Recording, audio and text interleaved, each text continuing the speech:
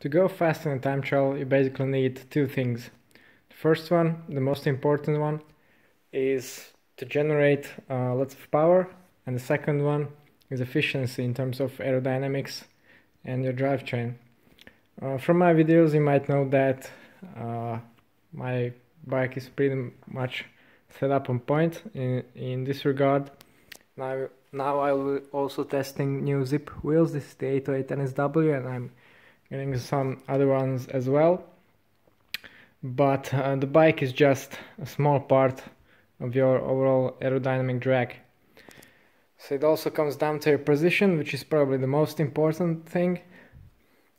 You can see here that I have a pretty narrow and low aggressive position, and I'm training on the trainer now during the winter to be able to sustain that come the season. Unfortunately, I am a short and not very powerful rider. I'm more of a climber, so I need every advantage I can get to perform in the time trials, to not lose too much time there. And for that, the main part of your drag comes from your body, so the proper gear is absolutely crucial. If you start from the top, helmet obviously can save you, a TT helmet can save you a lot of time over a traditional road helmet.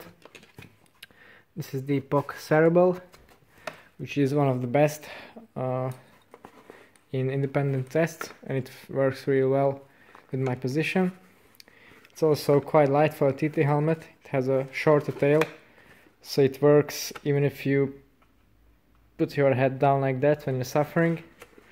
Unlike a long tail helmet, it also has quite good ventilation, definitely good enough for short time trials, and it's really quite comfortable. What I don't like about it is the whistling sound as you are moving along. If you tilt your head, then you get a strange kind of wind noise, but it's a good reminder to keep your head in a good position. You also get two visors for this.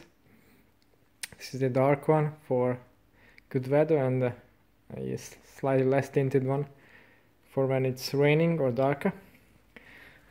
Then what I have here is my time trial skin suit, also made by Epoch. It's not actually custom made, so the price isn't that extremely steep, but it also uses some clever fabrics. As you can see all the way here, this dimpled fabric, which continues on the back as well, and then you get a different kind of dimples on the legs. So this is a proper long sleeve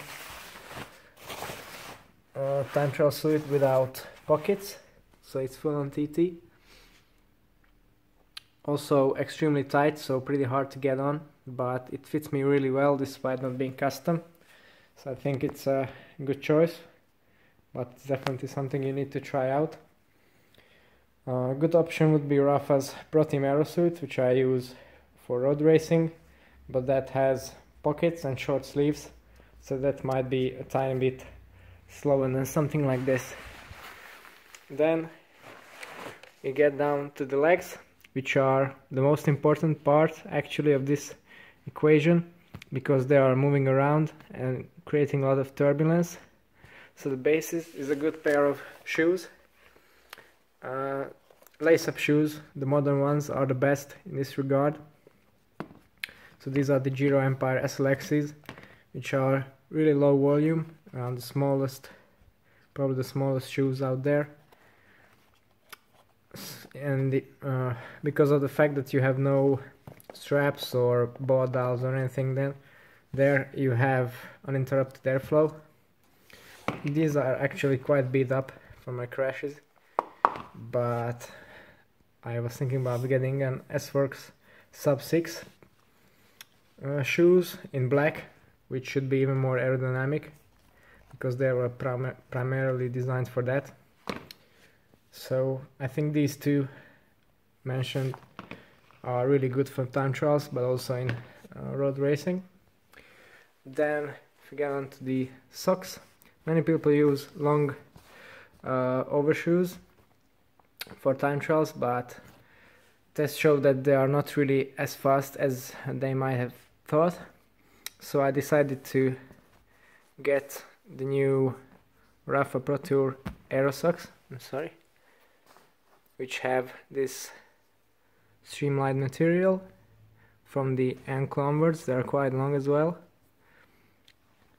and on top of them I'm planning to use these short Velotoes covers, which are, again, according to independent tests, the fastest option.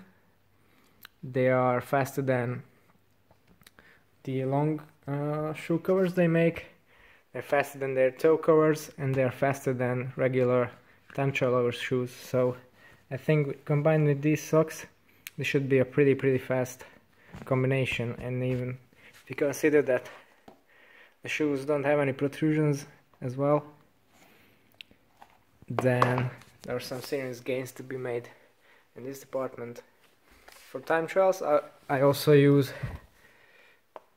Speedplay's Aero pedals.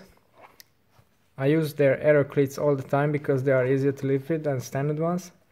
But on my TT bike, I have the single-sided zero pedals, which should contribute to the aerodynamic gains I'm making as a system. Of course, they are a bit harder to get into, partly because they're single-sided, but also on this side they're a bit harder to get into because of this platform, which needs to sit flush with the cleat, so it needs a bit of practicing. It's not as easy as the regular ones, so I would not suggest to use these on a road race. Okay, so this is a quick rundown of my TT equipment. Hopefully it will serve me well in the upcoming season.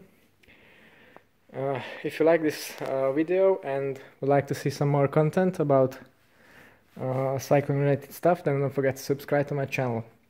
For today it's all. Thanks for watching. See you next time.